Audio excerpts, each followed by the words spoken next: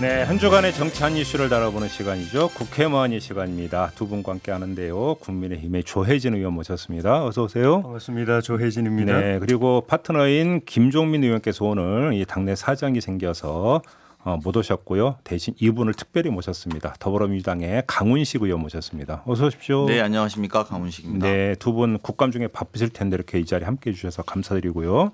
국감 준비는 많이들 하셨죠? 네. 네, 알겠습니다. 오늘 근데 국감 이야기는 아니고요. 집회 이야기를 좀 해야 될 것 같은데 내일이 이제 그 한글날 집회가 예정이 되어 있습니다. 근데 일단 그 불허 결정이 나니까 8.15 집회 참가자 비상대책위원회가 서울행정법원에 이 불허 결정에 대한 집행정지 신청을 냈는데요. 일단 어떻게 이게 받아들여질 거라고 예상을 하십니까?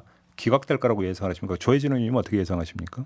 지난번 개천절 집회 때는 법원이 이 9명 정도의 그 드라이브 스루라고 그렇죠. 해서 차량 시위하는 것만 허용하고 나머지는 전면 다 불허했죠. 기각을 했죠. 그런데 이제 개천절 집회 이후에 여러 가지 논란이 터져 나왔죠. 네. 과잉 대응한 거 아니냐. 그리고 기본권 침해 아니냐.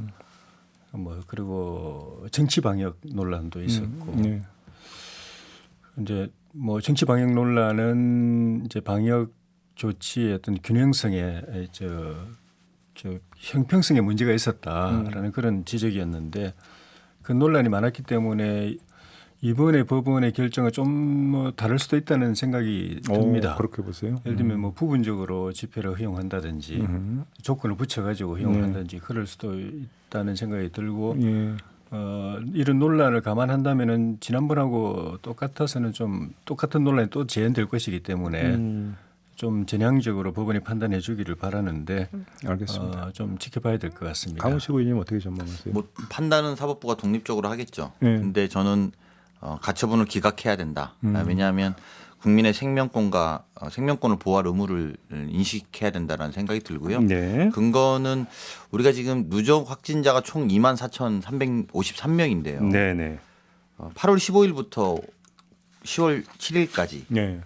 8.15 이후에 코로나19 확진자가 9,400명입니다. 이제 그렇게 보면은 전체의 반이 좀 안 되는 숫자가 8월 15일 이후에 생겼다는 거예요. 근데 그렇다면 우리가 집회 한 번의 결과가 너무 심각한 것 아니냐. 물론 뭐 다 그 집회의 원인은 아닙니다. 예. 하지만 그때 이제 급속도로 확산됐던 거에 대해서 조금 더 책임감 있게 법원도 판단했으면 한다 이런 생각은 좀 듭니다. 그래요. 근데 아무튼 그 부분 예. 관련해 가지고 이번에 국정감사 과정에서 확인이 된 건데 8.15 집회 이후에 뭐 대통령이나 정부 여당 또 언론들도 8.15 집회가 코로나 재확산의 원인이 된 것처럼 그렇게 대대적으로 보도가 되고 다수의 국민도 그렇게 인식을 하게 돼서 네. 이번에 국정감사 과정에서 이제 그 확인을 했는데 8.15 집회 이후 8월 22일부터 8월 9월 10일까지 네. 20일 동안 서울시에서 광화문 집회 참석자 10,000여 명을 대상으로 해서 전수조사를 하고 예. 또 전국적으로도 또 조사를 했었습니다. 예. 그런데 그 확진율이 서울시 그 광화문 집회 참석 대상 10,000여 명 조사한 거는 0.8%가 나왔습니다. 확진율이. 예. 근데 전국 같은 시기인데 전국을 대상으로 한 검진에서는 네. 확진율이 1.47%가 나왔어요. 예. 그러니까 실제로는 광화문 집회 참석자들의 확진율이 전국 그 확진율보다도 절반 정도밖에 안 됐던 게 확인이 된 겁니다. 그래서 사실적 근거 없이 그 당시에 그 정부 여당이나 정부 여당이 앞장서서 그렇게 하니까 언론도 이제 그렇게 보도를 하게 되고 해서 네. 그런 일이 벌어졌다. 그거는 과학적으로 다시 접근하고 검증할 필요가 있다. 코로나 확산의 발원지가 집회는 아니다. 예. 한마디로 정리하면 알겠습니다. 강훈식 의원님. 근데 이제 뭐 그 부분에 대해서 아마 한정희 의원이 이야기한 거 가지고 이제 말씀하시는 것 같은데요. 네. 질병관리청으로부터 받은 자료인데 뭐 네. 내용은 좀 다른 것 같습니다. 알고 계신 내용하고 제가 알고 있는 내용은 어떻게 다른데요? 근데 뭐 정확하게는 이런 거죠. 서울 시민 8,544명 대상으로 한 코로나19 양성 검사에서는 양성률이 0.012%라는 거고요. 네. 그리고 광화문 집회에서 하신 분들 1,475명 대상으로 한 이게 민주노총 집회 참석자입니다. 네. 이게 0.068입니다. 5배 높은 거죠. 네. 그러니까 이런 것은 사실은 그냥 근거가 있는 문제니까요. 예. 저희가 여기서 그게 원인이다 아니다라고 밝힐 문제는 아니고 방역의 일반론입니다. 그럼 마스크 안 쓰고 집회하면 안 되는 거죠. 네. 그러니까 그런 것들은 그냥 우리가 거기에 기인해서 대응하고 논의하면 될 것 같습니다. 알겠습니다. 근데 근데 지금 제가 이제 인용한 거는 그 한정혜 의원님 그 자료가 아니고요. 박수영 의원이 정부에다가 서울시하고 정부에다가 요청해서 받은 자료가 그렇게 되어 있습니다. 광화문 집회 참석자 10,000여 명이고 전국 그 검진 대상자 30여만 명 대상으로 한 그 확진율이 0.8% 1.47%가 나왔던 겁니다. 그러니까 자료의 출처가 다르니까 네. 또 해석 다른 게 그럴 일단 수 있죠. 그건 다르다는 점을 확인을 하겠고요.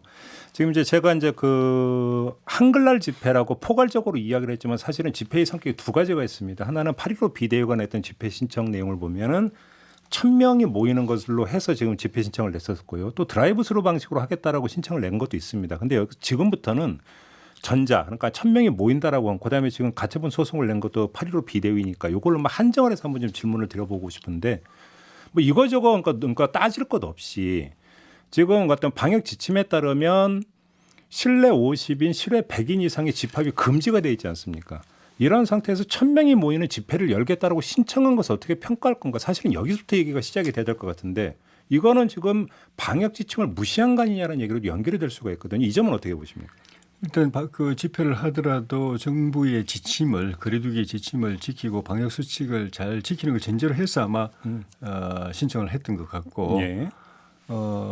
이제 그 부처 그런 그 기관들에서 그런 신청을 한 거는 뭐 제가 자세히는 몰라도 정부가 그 방역 조치를 편향적으로 하고 있다라는 그런 인식이 한 가지 영향을 준 것 아닌가 싶어요. 방역 지침에 대한 신뢰가 떨어진다. 예, 이번에 저 개천절 집회 때도 사실 법원이 불허했으면은 정부 입장에서는 거기에 불허된 집회에 참석하는 사람들을 사후적으로 법적인 조치를 하면 되는데 아예 집회 자체가 불가능하도록 원천 봉쇄를 해버렸습니다. 차벽을 설치해가지고 그 때문에 일반 시민들도 굉장히 많은 이제 피해를 겪어야 됐는데 네. 그런 그 순간에 정작 그 서울시 안에 집회를 원천 봉쇄하는데 같이 참여했던 서울시 자체는 그 기관이 운영하는 자체 기관이 운영하는 서울대공원을 다 개방을 했어요. 그래가지고 어마어마한 인파가 몰렸습니다. 방역 지침이 완전 무력화돼 버렸습니다. 네. 완전 너무 이중적인 거죠. 그래서 만약에 서울대공원에서 모이는 만약에 그 8.15 비대위 같은 데서 서울대공원에서 모여서 반정부 집회하자고 했으면 그 허용했을까 서울시가 네. 서울대공원 열었을까. 또 제주도에서 엄청난 인파가 몰렸습니다. 네. 이번에 그 추석 연휴 기간에 네. 만약에 제주도에서 그런 집회를 예고를 했으면 아마 공항부터 차단하지 않았겠는가. 그래서 그런 이제 형평성의 문제, 정치 방역의 문제를 이제 부각하기 위해서 그렇게 조치한 측면도 있지 않나 싶습니다. 그 이제 저는 이렇게 봅니다. 이게 본질적으로 보면 진보 집회든 보수 집회든 하지 말게 해야 되는 게 우리 방역 당국들을 고생을 우리가 판단한다면 네. 사실 일선 방역 당국에서 의사나 간호사들이 지금 고생하는 거 생각하면요 여야 할 것 없이 이걸 다 말려야 되는 문제입니다. 그리고 이게 어떻게 공원에 가서 구경하는 거랑 같습니까? 소리 지르고 야유도 보내고 이러는 마스크를 썼다 하더라도 말이죠. 그래서 네. 그런 것들은 뭐 진보 보수의 문제가 아니다. 방역과 생사의 문제다라고 생각했으면 좋겠고요. 네. 뭐 가령 예를 들면 우리가 내년 농사 잘 되라고 지불놀이 하지 않습니까? 네. 지금 전국에 지금 산불 났는데 지불놀이 하겠다는 거예요. 그런 기억인데 지금 그거를 왜 막지 못하고 그거 하지 맙시다. 지금 그럴 때가 아니지 않습니까? 네. 이렇게 좀 설득하는 것이 정치권의 성숙된 자세라고 저는 생각하고요. 예. 그리고 물론 보면 이런 케이스하고 이런 케이스하고 같지 않느냐. 그래서 이런 거 못하게 하는 건 정치 방역이라고 하는 야당의 주장도 일견 이해는 합니다만 뭐 그거 이전에 방역 당국을 원책 막고 있고 아이들은 학교를 못 가고 있고 또 직장도 못 가고 있고 그래서 직장도 비대면으로 또 학교도 비대면으로 온라인으로 수업하는 마당이면 네. 집회도 이제 새로운 방식 적어도 방역에 좀 피해와 걱정이 안 주는 방식으로 네. 집회도 좀 고민하는 좀 성수당 문화를 만들어야 되지 않을까 이렇게 저는 생각이 듭니다. 저기 요 질문을 좀 요번에는 그럼 강훈식 의원께 좀 먼저 드려보겠습니다. 지금 그 한글날 집회에서도 그러니까 그 서울 경찰청의 지침을 보면 차벽을 설치할 가능성이 좀 높아 보이는데요. 차벽 설치에 대해서는 어떻게 평가를 하십니까? 뭐 어디 이제 여론조사들의 결과들도 막 나오곤 하던데요. 예. 차벽 설치에 대해서 예, 예. 불가피한 측면이 좀 많다라는 의견이 좀 더 우세한 것 같아요. 예. 사실은 차벽 설치까지 안 가는 예. 상황이 제일 좋습니다. 무슨 말이냐면 저는 집회 자체를 막는 것에 대한 부담도 있다고 봅니다. 네. 근데 그렇다고 해서 방역 수치를 뛰어넘는 그 불가피한 차벽 설치에 대해서 네. 또 저는 뭐 이렇게 뭐라고 하기는 또 애매한 상황이다. 즉 바꿔 말하면 지금은 그런 것이 좋은 모습은 아니지만 불가피한 것 아니냐. 저는 이렇게 생각합니다. 그러니까 예, 알겠습니다. 조혜진 의원님 어떻게 평가하세요? 그러니까 철저한 방역의 필요성은 온 국민이 다 공감합니다. 예. 그런 취지라면은 그런 위험성이 있는 집합 가능성 있는 곳은 다 그렇게 해야죠. 네. 그런데 유일하게 광화문 집회만 그렇게 차벽 설치를 해서 봉쇄를 했습니다. 곳곳에서 사람들이 모이고 네. 그 감염의 우려가 불안이 야기되고 그렇게 됐는데 다 그대로 허용하고 놔두고 광화문 반정부 집회가 예고되어 있는 광화문에만 차벽 설치를 했습니다. 그러니까 공감을 못 얻는 것이고 네. 정말 국민 건강이 걱정이 되고 방역에 철저를 기하기 위한 거라면은 전국 어디서든 간에 그런 그 사전에 가는 그 위험성이 예측이 되는 예. 예상이 되는 것을 다 파악해가지고 원천 봉쇄를 해야죠. 예. 그렇게 하지 않았기 때문에 방역에 대한 관심보다는 정치적 관심이 정부가 더 큰 것 아닌가 하는 안정부 집회에 대한 부담이 더 큰 것 아닌가. 그리고 방역 대책을 세우는 데 있어 가지고 또 집회를 원천 봉쇄하는 데 있어 가지고 차벽을 설치하는 데 있어 가지고도 그 기준이 작용하는 거 아닌가 하는 그런 생각들을 국민들이 갖게 되는데 문제가 있다고 봅니다. 전국 다 설치는 좀 경찰 버스가 좀 한정돼 있지 않을까 싶은 생각이 좀 들긴 하는데 농담이고요. 네. 근데 그 강훈식 의원께 다시 추가로 좀 질문을 드리고 싶은 게 2011년에 헌재 결정을 보면 그러니까 헌법의 어떤 과잉 금지의 원칙이라고 하는 어떤 헌법 정신에 기초해서 본다면 어떤 위헌의 소지가 있는데 이거를 어떤 피하기 위해서는 정말로 마지막 수단으로 인정이 될 때만 한해서 차벽 설치가 가능하다. 이게 헌재의 결정 아니겠습니까? 네, 그렇죠. 자, 그러면 그게 정말 그러니까 예를 들어서 그러면 개천절 집회 때가 이게 정말 도저히 다른 수단이 없는 마지막 수단이었을까? 그다음에 내일 한글날 집회도 마찬가지. 평가의 논점 딱 이거 하나로만 한정해서 다시 한번 추가 질문을 드려보겠는데요. 그거는 아무도 장담하기 어렵죠. 그리고 그래요? 사실 우리가 집회 결사의 자유라는 측면에서 그런 것들을 너무 억압하는 거 아니냐라는 일부의 시각에 대해서 저는 부정하기는 어렵다고 봅니다. 예. 다만 이제 지금 상황을 지금을 방역의 어떤 고비로 볼 거냐. 사실은 어제 갑자기 또 세 자릿수로 확진자가 늘어나지 않았습니까? 네. 이게 이제 추석 이후에 저희가 우려했던 상황이다. 오늘 이제 결과 오늘 발표도 봐야 되겠습니다만 어쨌든 사람이 모이면 또 사람이 그 방역에 대해서 예의주시하지 않고 모인다면 네. 문제가 될 가능성이 높다는 측면에서 그리고 그것이 국민의 생명권을 보호하려고 하는 정부의 입장에서 본다면 그럼 반대로 아무것도 안 하고 예를 들어서 둔다고 하면 그러면 또 정부가 이 상태를 방관한 건 아니냐라는 지적 안 하겠습니까? 네. 이제 그런 것들을 본다면 차벽 설치가 옳다고 볼 수는 없지만 불가피한 선택이다. 저는 이렇게 말씀드리고 싶습니다. 네. 그 이명박 정부 때도 차벽 설치를 한 적이 있습니다. 네. 그때는 집회 당사자들로부터 폭력 집회가 예고돼 있는 상태고 폭력 장비들이 다 이제 준비가 되고 있는 상태고 실제로 폭력 시위가 벌어졌습니다. 그래서 경찰들이 굉장히 많이 다치고 시위자들도 일부 다치고 네. 또 차량 시설들 막 파손되고 도심이 거의 뭐 전쟁터 방불케 하는 그런 상황이 됐는데 예고를 받고 그렇게 설치했는데도 그런 상황이 벌어졌었습니다. 그 정도로 그 당시는 심각한 상황이었는데 광화문 집회 같은 경우는 그런 폭력 집회는 아니거든요. 폭력을 예고한 것도 아니고 또 그런 무슨 그 기물을 갖다가 준비하는 것도 아니고 그냥 태극기 들고 오는 겁니다. 그런 이 집회에 민주화 정권이라고 하고 또 촛불 정신 광화문에서 수많은 인파들이 모여서 혁명을 했다고 하는 이 정권 그렇게 주장하는 이 정권에서 그게 다시 더 확대돼서 이명박 정부 때보다도 훨씬 더 많은 차들이 동원돼 가지고 더 넓은 지역을 봉쇄하고 거기 접근하는 일반 국민들을 우리가 기억하는 80년대 그 군부 정권 때 있었던 불신 검문이 다시 재현되고 하는 건 저는 비극이라고 생각이 듭니다. 이 정부의 본질에 관계된 것 아닌가. 왜 그런 고민이 없는가. 아무리 그렇더라도 우리는 민주화 운동을 했던 정권이라고 스스로 생각하고 예. 광화문에 모였던 시민들의 힘에 의해서 혁명해서 촛불혁명으로 집권했다고 하는 스스로 말하는 정권이 우리가 이렇게 해도 되는가. 군부 정권 때보다도 더 심한 이 기본권 침해를 해도 되는가 하는 고민을 해야 되는 것 아닌가 싶은데 그게 저는 이해가 안 돼요. 네. 말씀을 좀 주셔야 아니, 될 것 뭐 같은데요. 네. 그런 말씀에 대해서 저희가 뭐 드릴 말씀이 없겠습니까마는 이명박 정부 때랑 지금을 놓고 보면 지금은 코로나가 확산되는 게 무엇보다도 폭력적인 겁니다. 코로나로 인해서 사람이 죽어가고 있는 겁니다. 네.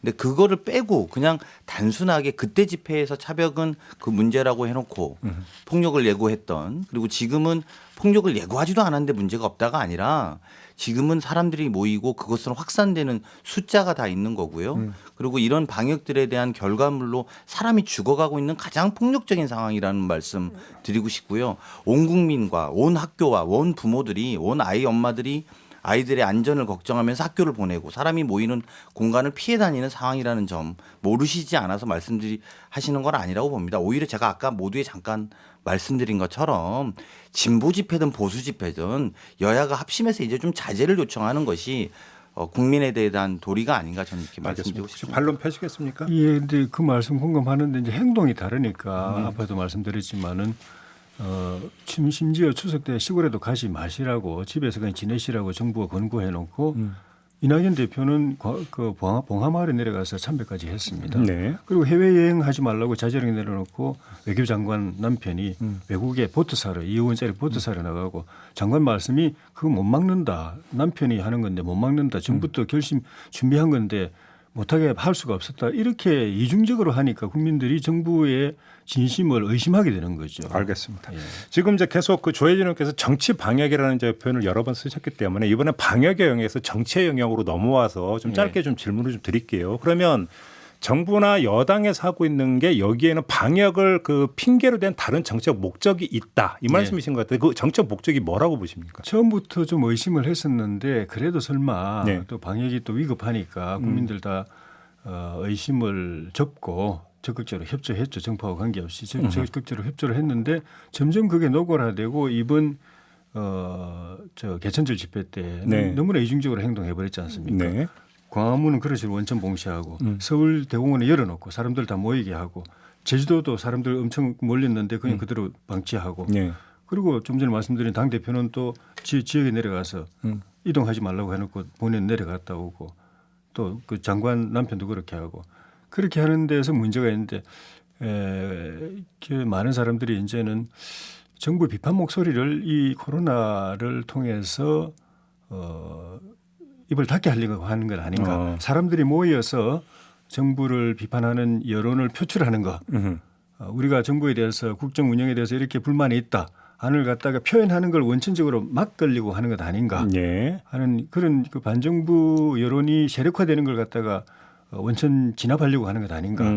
거기에 코로나 방역을 이 핑계로 이용하는 거 아닌가 하는 의심을 더 이제 강하게 가지게 되는 상황이 조성이 된 거죠. 알겠습니다. 강원식 의원님. 네, 아니 뭐 그렇지는 않고요. 그렇게 우려하시는 야당의 말씀도 저희가 새겨 듣겠습니다. 네. 근데 뭐 모이면 정부 반정부 집회 자체를 막으려고 하는 건 절대 아니란 말씀드리고요. 오히려 그런 집회, 광화문 집회 이후에 자영업자가 정말 피폐해지고 정말 광화문 집회 한 번 한 다음에 모든 자영업자가 2.5단계로 한 번 했을 때 네. 커피숍도 다 못 가고 다 길거리에 나앉았던 사람들 생각하면 예. 저희가 신중하자는 취지입니다. 근데 그렇다고 해서 다 놔둘 거냐, 관광 가는 것도 막을 거냐, 그거를 방역을 최우선해서 그 자영업자들의 생사와 관련된 문제들은 오히려 우리가 어떻게 더 보호해 줄 건지 네. 또 어떻게 방역 우선순위에서 자영업을 살릴 건지 고민해야 되는 문제지 집회랑은 결이 다른 문제다라는 말씀 좀 드리고요. 그리고 이제 우리 정치권 일각에서 그러면 이런 것도 하지 말아야 되지 않느냐에 대해서는 저희가 한 번 더 겸허하게 생각해 볼 필요가 있다. 알겠습니다. 이렇게 생각이 듭니다. 그러면 강원식 의원께 이번에 이 질문을 드리겠습니다. 지금 그 국민의힘에서 이제 그 집회의 자유, 국민의 기본권을 강조하는데 그것이 단순히 헌법 정신에 대한 어떤 원칙적 강조를 넘어서 또 다른 정책 목적이 있다고 혹시 보십니까? 그렇게 안 보고 싶은데요. 네. 너무 그 집회의 자유만 이야기하는 거 보면 네. 저는 오히려 지금 태극기 집회에 예. 대한 자유를 제가 그래서 아까 자꾸 말씀드리는 것이 이제 그러지 말자라고 해야 된다는 건 뭐냐면 저는 좀 끌려가는 거 아닌가라는 인상도 있어요. 그러니까 태극기 당이? 집회와 예. 당이 좀 끌려가는 거 아닌가. 저렇게 보호해야 되는 상황 대상인가. 우리가 계도하고 바꿔야 되는 대상은 아닌가라는 생각도 오히려 들 정도입니다. 좀 한 1분 정도밖에 안 될 것 같습니다. 예. 마지막 반론 펴주시죠. 그 이제 같은 진보 정당인 정의당에서까지 예, 정부의 이런 조치들에 대해서 의구심을 갖고 네. 방역 편의주의 아니냐라고 문제 제기하고 또 표현의 자유, 집회의 자유에 대한 우려를 표명하고 있는 걸 보면은 예. 이게 상당히 심각한 상황이 되고 있다. 그리고 방역을 하는 조치를 보면서 제 개인적으로는 네. 지금 강훈식 의원님 말씀하신 것처럼 기본적인 경제 활동 허용하고 민생을 보호하면서 유유적절하게 방역 대책도 대응도 할 수 있지 않을까. 예. 저렇게 무대뽀로 해야 되는 것인가 과연 민생의 출혈을 갖다가 강요하면서 알겠습니다. 그런 생각이 사실 들어요. 좀 더 디테일하게 할 수 없을까 네. 하는 생각이 드는데 실제로는 그렇게 안 하고 그냥 막 무지막지하게 해버리잖아요. 네, 알겠습니다. 그래서 그 점에서 저는 정치적으로도 물론 이제 형평성이 편향성이 없어야 되겠지만은 민생 경제에 숨통을 터주는 데 있어 가지고 정부가 좀 더 행정력을 발휘해 가지고 네네. 피해를 최소화하면서 방역은 극대화하는 그런 지혜를 좀 발휘해 줘야 정부답다. 알겠습니다. 그런 생각이 듭니다. 네, 이렇게 오늘 국회 모안위는 좀 마무리를 좀 해야 될 것 같습니다. 아무튼 내일이 한글날인데 법원이 어떤 결정을 내릴지 일단 이것도 좀 봐야 될 것 같습니다. 오늘 이렇게 마무리하고요. 더불어민주당의 강훈식 의원, 국민의힘 조혜진 의원과의 토론 마무리하도록 하겠습니다. 두 분 고맙습니다. 네, 고맙습니다. 고맙습니다.